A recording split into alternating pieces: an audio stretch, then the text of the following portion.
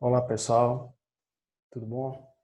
Estamos aqui mais uma vez. Estou feliz pela participação de todos, estou feliz pela forma como tudo vem sendo conduzido e feliz pela atenção que vocês têm concedido à minha disciplina, às aulas.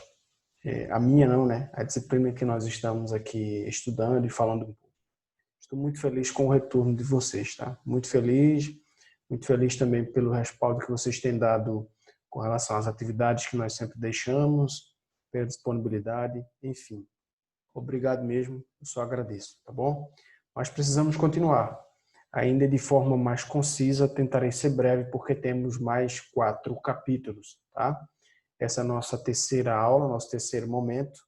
Infelizmente, eu não posso ainda estar em uma videoaula com vocês, mas assim o faremos de forma mais duradoura e em breve, tá bom? Vamos continuar com a nossa revisão de conteúdo. Eu falei logo no início das nossas aulas que nós teríamos 12 capítulos para tentar resumir em 3 momentos, e hoje falaremos dos últimos 4, né? Dessa trinca aí, dessa tríade de encontros. Falaremos dos capítulos 9, 10, 11 e 12, tá bom? Os que ainda não assistiram às outras aulas, eu tenho aqui nesse mesmo canal uma aula postada aí sobre os capítulos iniciais, tá? A primeira aula de 1 a 4, a segunda de 5 a 8 e esta agora de 9 até o capítulo 12.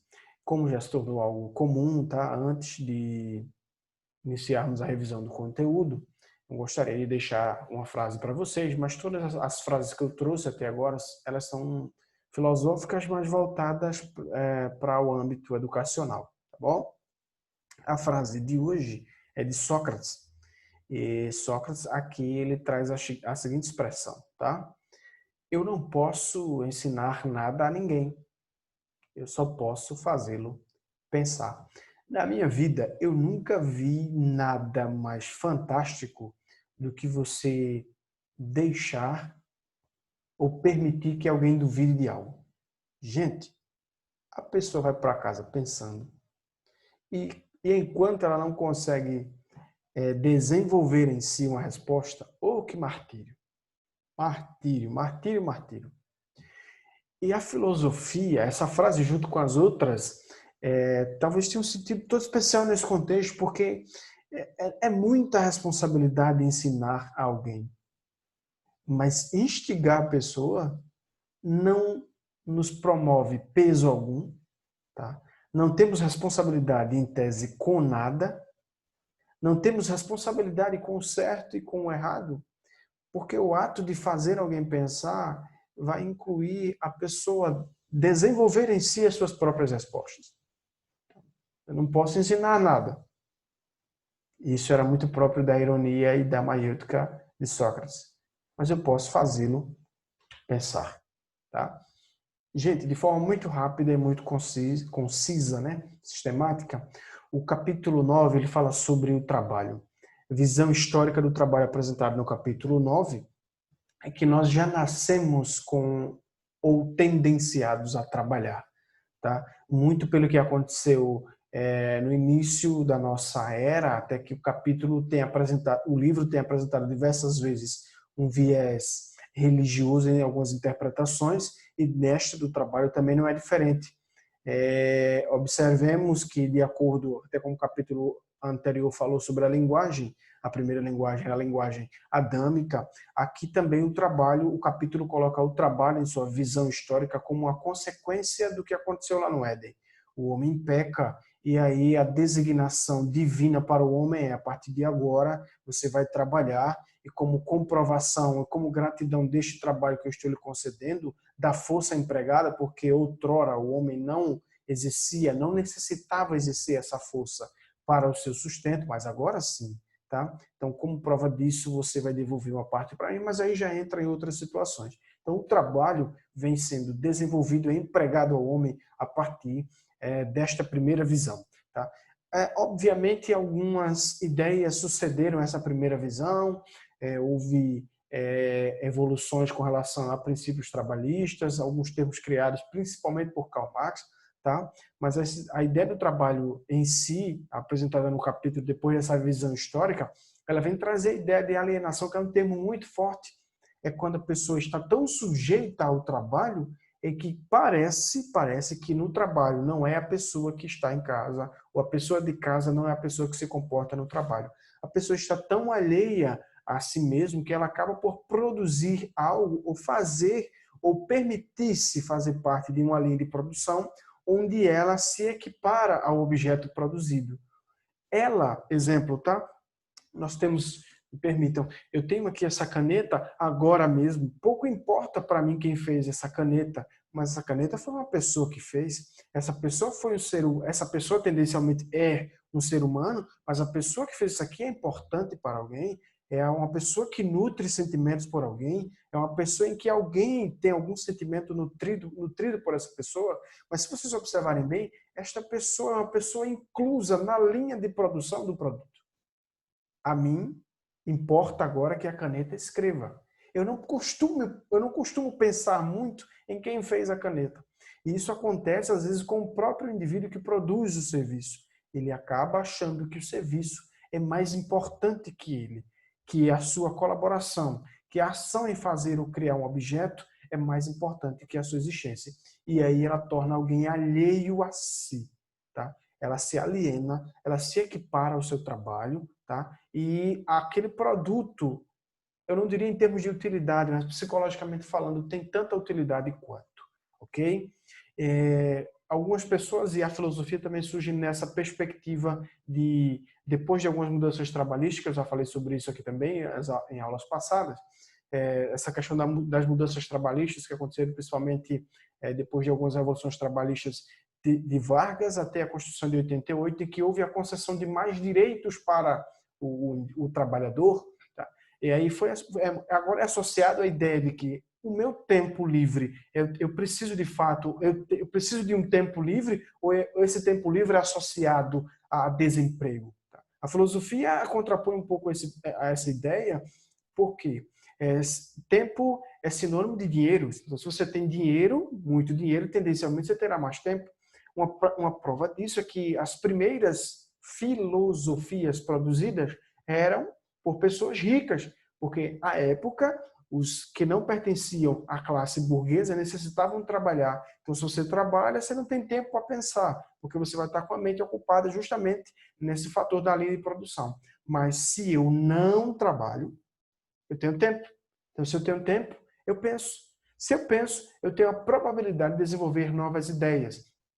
Tales, por exemplo, que é o filósofo que tem como origem a água, no contexto lá da busca da arqué, o contexto histórico dele é de família nobre, justamente por pensar, por ter tempo, por ter recursos, ele tinha tempo para pensar e, tendencialmente, tinha facilidade em produzir, já que tinha tempo, produzir conhecimento. Tá? O capítulo 10 traz a ideia da gnoseologia, essa busca pelo conhecimento. O indivíduo nasce tendenciado a investigar, curioso, quer saber mais. O indivíduo sempre está querendo saber, saber, saber, saber. Tá? E um dos primeiros pontos que o capítulo coloca é como é que se dá esse processo de fontes primárias. E aí eu tenho uma grade de conhecimento, uma grade de critérios para se desenvolver este conhecimento. E me perdoem porque eu até coloquei ali razão ou sensação, e coloquei um pontinho ali, tá? Que não era necessário, ponto final. Mas o contexto das fontes primárias, ela traz a seguinte ideia. Todo indivíduo, muito baseado no princípio da gnoseologia, deseja conhecer. E essas fontes primárias é o primeiro contato que o indivíduo tem. Imaginem uma criança. O primeiro contato que ela tem com o indivíduo, que a gente chama de fontes primárias, a tendência dela, se ela não conhece o objeto, ela vai perguntar o que é o objeto. Tá? Então, existe uma tríade aí entre objeto, órgão emissor da informação, órgão receptor da informação, que é a criança, e o que a criança vai fazer com esta informação. Isso é o processo de conhecimento. Uma criança, exemplo, tá? Nunca viu esta caneta. Então, eu tenho aqui a primeira parte dessas fontes primárias, do processo do conhecimento, a dúvida da criança. Ato seguido, eu tenho o objeto, que é a fonte da instigação, que é a fonte da dúvida. tá? Então a criança pergunta o que é o objeto. Eu sou a terceira parte, que é tendencialmente o indivíduo que é sabedor dessa informação, vou responder para ela, tá? Esse objeto é uma caneta que serve para escrever. O quarto passo é o que ela vai fazer com a explicação, como ela entenderá, porque nada garante que eu explique bem e que ela entenda como eu explicar. Tá? Então, a última parte também, que é uma das partes importantes, é como eu explico como e para que serve o objeto e a compreensão que aquela criança ou aquela pessoa tem sobre o objeto ou sobre a explicação que eu dei. E o capítulo também fala sobre possibilidades. O que podemos, né? Até onde podemos conhecer? Esse questionamento é acerca da finitude do homem em termos de conhecimento. Tá? Até onde o ser humano pode conhecer? Ok? Capítulo 11 e 12, eles já vão fazer o trabalho de uma ruptura para a idade medieval, lá no capítulo 13. Tá? O capítulo 11, ele vai trazer a ideia da passagem do mito ao logos, tá? A passagem das ideias mitológicas para a razão, ok? E justamente no contexto da polis e da filosofia, cidades polis, as cidades gregas, em que eram regidas, a grande maioria, por um regime monárquico, em que esse regime depois foi diversificado, foi dividido para algumas figuras importantes da Grécia. Eu estou falando de polis do século VII a.C., e agora já estou refazendo essa passagem do poder, tá, para o que a gente chama de democracia ateniense, de fato consumada no século IV a.C. Então a gente tem de 300 a 400 anos até acontecer essa passagem da polis, como essas cidades-estados, para esse novo regime democrático filosófico, a gente chama de democracia ateniense. O capítulo 1 também, o capítulo 11 também fala sobre os primeiros filósofos, né? E os primeiros filósofos, os que a gente compreende como filósofos pré-socráticos, que vieram antes, tá? Pré de antes. Quais eram os principais recursos e curiosidades e instigações da época? Os filósofos pré-socráticos, como estamos falando aqui de passagem de mito para a razão, eles se preocuparam em encontrar um princípio natural para a origem das coisas, o que a gente chama de arqué, a busca da arqué. Então, para Tales, era água; para Heráclito, o fogo; para Empédocles, os 4 elementos; para Demócrito, o átomo; para Pitágoras, os números, e assim sucessivamente. Eles tentaram encontrar, através das ciências exatas ou através da exatidão da natureza, um princípio natural ordenador das coisas, porque até então a única resposta, ou a resposta para a origem das coisas dada pela a forma de governar em Atenas era meramente mitológica, tá? A origem das coisas aqui se deu através dos deuses da mitologia, e os filósofos, alguns deles não mais satisfeitos com essas explicações gregas. E o capítulo 12, ele já começa a trazer essa ideia do debate, eu já falei, tá? Porque quando há essa ruptura, essa passagem da monarquia para a democracia ateniense, então se na monarquia ninguém falava, ninguém tinha direito, ninguém tinha autonomia, se a mulher não votava, se a criança não podia sair, na democracia ateniense era o oposto, tá? Então, todos esses direitos retirados do povo durante tanto tempo, agora foram devolvidos para o povo. Não sei se devolvidos porque talvez eles não tenham tido eles nunca tiveram esse direito, mas agora foram concedidos ao povo. Então, agora o povo tinha autonomia, tinha vez, podia falar. Existiam os debates em praça pública, como eu coloquei ali, ó, debate em praça pública, porque esses debates, além de trazer informações para o governo, eles diziam o que o povo estava precisando. Tá? E nesses debates surgiam algumas classes importantes. Dentre essas classes, né, os sofistas, o próprio Sócrates, por exemplo. Tá? Então, diversas classes surgiram através desse debate. E os sofistas conversa mais adiante para o nosso próximo capítulo, mas além dos sofistas, além de Sócrates, essas duas classes, né? Os sofistas repletam de alguns filósofos, Protágoras de Abdera, Gorgias de Leontini, com a ideia do ceticismo absoluto, e aí Sócrates com a ideia da dialética, né?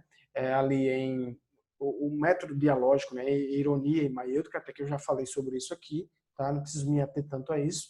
Então, essa ideia inicial dos debates foi um ambiente propício para o desenvolvimento das ideias de Sócrates e dos sofistas também. O capítulo também fala sobre Platão e o seu dualismo platônico, dualismo de dois, platônico porque deriva do filósofo Platão, isso está nítido.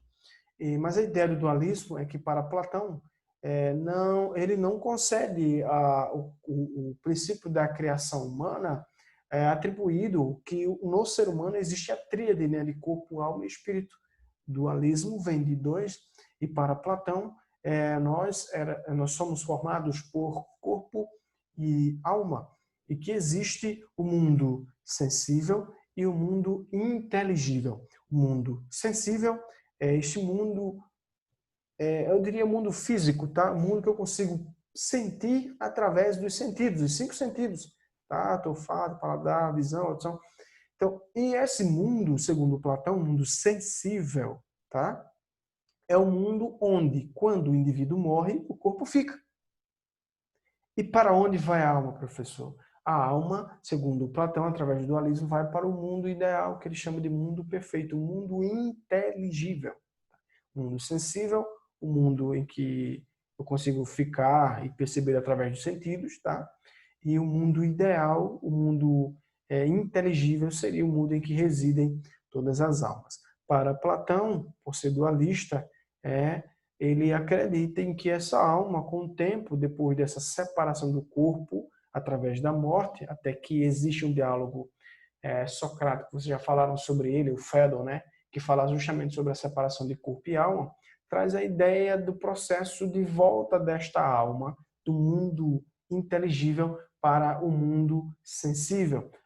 E esse processo acontece, obviamente, quando essa alma não traz as lembranças dessa vida. Exemplo, eu morri, a minha alma vai para o mundo inteligível, segundo a ordem platônica, tá? E lá, para regressar em um novo corpo, ela passa por um processo que a gente chama de reminiscência, como se fosse a limpeza das lembranças da alma desta vida, para que reingresse um novo corpo. Essa seria a linhagem platônica, tá bom? Do dualismo. Depois disso, temos a ideia do ilemorfismo em Aristóteles. Aristóteles também tem princípio dualista, e segundo ele, para explicar as apresentações da matéria aqui, ilemorfismo é como se fosse a junção entre matéria e forma, a forma da matéria. Então, as diferentes formas em que a matéria se altera para se apresentar. Exemplo, tenho um anel de ouro, tá? Então, ali eu tenho uma matéria que é o ouro, a matéria que é o ouro. Segundo Aristóteles, a matéria não se altera. O que se altera são as diferentes formas de apresentação dessa matéria. Então, eu tenho a matéria que é o ouro e eu tenho a forma de apresentação do ouro que é o anel. Mas aí o ourive decide pegar aquele anel e derreter o anel e transformá-lo em uma corrente. Então, tendencialmente, eu tenho a mesma matéria, o ouro, mas agora em uma nova forma, a corrente. E assim sucessivamente, um pingente, uma pulseira. Então, eu terei diferentes formas, mas a mesma matéria. O exemplo disso ele coloca nas árvores, por exemplo. A árvore, o papel que você vê, a cadeira que você senta, a mesa que você usa para se alimentar, para fazer suas refeições, para estudar. Então, todas essas formas, todos esses objetos são formas diferentes de representação da primeira matéria, a árvore, ok? Então, a árvore é a essência e a forma são as diferentes formas de representação. Até que Aristóteles vai criar o termo ali, substância e acidente. Eu já falei sobre isso aqui também, tá bom? Para finalizar, o capítulo 12 fala sobre filosofias helênicas e greco-romanas, que é justamente o período de busca da felicidade, tá? Então, o capítulo traz algumas ideias de alguns filósofos ou linhas de pesquisa com relação à busca dessa felicidade. Para Epicuro, a busca da felicidade estava na constante busca pelo prazer. E segundo Epicuro, alguns prazeres são longos ou duradouros e alguns são mais curtos. Os prazeres duradouros ele entende como uma conversação, tá? Como uma conversa com amigos, enfim. E prazeres curtos ele entende como as paixões. Então, para ele, a busca pelo prazer diário era, ao se chegar nesse prazer, o ápice da felicidade humana. Para os estoicos, um exemplo disso é Zenão de Cício, o prazer se encontrava na realização das ações da realidade. Como para a grande maioria dos estoicos não existia vida após este primeiro momento, após esta vida aqui, então aproveitar o momento, aproveitar o hoje era fundamental para se chegar ao ápice da felicidade, para se alcançar o prazer. Tá? Para Pirro, que a ideia de suspensão do juízo, Descartes vai falar sobre isso depois, eu até já falei sobre isso aqui, mas Pirro vem antes de Descartes. Tá? Então, para o pirronismo, que é a corrente que deriva do filósofo Pirro, o prazer estava na suspensão do juízo. Tá? A felicidade estava em suspender o juízo sobre algo e tentar conhecer mais sobre aquela coisa. E a última corrente é o cinismo. Tá, gente? O cinismo é um termo que deriva de cínico, que tem a ver com ter hábitos ou viver uma vida semelhante a uma vida de cão. Não em termos de ações, tá? Mas ter uma vida de cão com relação a princípios de liberdade e execução de fazer o que querer. Como um cão de rua, por exemplo, está onde quer, a hora que quer, fazendo o que quer. Então, o principal expoente dessa corrente foi Diógenes, e Diógenes, que viveu ali no mesmo tempo de Alexandre o Grande, tinha lá as suas, eu não diria divergências, os seus picos de amizade com Alexandre. Primeiro contato entre os dois, Diógenes estava sentado sobre uma árvore, apoiado e vendo o sol, e Alexandre se apresenta a Diógenes e se coloca entre o sol e Diógenes. Pergunta a Diógenes, o que eu posso te ajudar? Ele diz, saindo da frente do sol. Né? E aí, por causa dessa autenticidade, Diógenes começa e conquista Alexandre. Uma prova disso é que Alexandre, diversas vezes, disse que se não fosse Alexandre, queria ser Diógenes. Mas a ideia do cinismo, tá, gente, não é viver uma vida de cão. Existe uma mensagem em viver essa vida. A ideia passada por Diógenes é que o indivíduo, além de exercer a totalidade da sua liberdade, ele consegue se preparar para os prováveis nãos da sociedade burguesa, tá? Dos políticos principalmente. Tá? Ele tinha algumas imagens, algumas estátuas, e costumava conversar com ela. E um dia, Alexandre encontra ele e diz, mas Diógenes, você sempre conversa com essas estátuas e você não cansa, porque elas não respondem. E aí Diógenes diz, não tem problema, o fato de elas não me responderem já dizem para mim que elas estão dizendo não. E quando eu saio para pedir alguma coisa aos governantes, eu tenho a mesma resposta. Então é melhor me acostumar com os nãos das estátuas do que com os nãos dos governantes. Tá bom, gente? Para finalizar, mais uma vez, eu conto com a participação de vocês lá numa tarefa no Google Classroom, vou deixar lá para vocês, tá? E para finalizar, já como clichê, né? Eu gostaria de deixar um pensamento aqui para vocês, porque a quarentena está me inspirando, aí eu estou escrevendo bastante. E gosto de compartilhar aqui algumas coisas. A fala me diz, todas as histórias merecem um final feliz. Ritos, fábulas, séries, poemas, contos, parábolas, filmes, novelas, poesias, rimas, curtas, longas, mitos, eternas, histórias. Toda história merece um final feliz. É importante perceber o momento da felicidade da história, ou até quando a história está sendo feliz, e o ponto em que ela precisa de uma ruptura para continuar com o final feliz. Se estamos, ou diversas vezes nos encontramos em histórias em que o final está caminhando para não ser feliz. Esteja na história até onde a história lhe proporcione um final feliz. Ou a própria história merece um final feliz.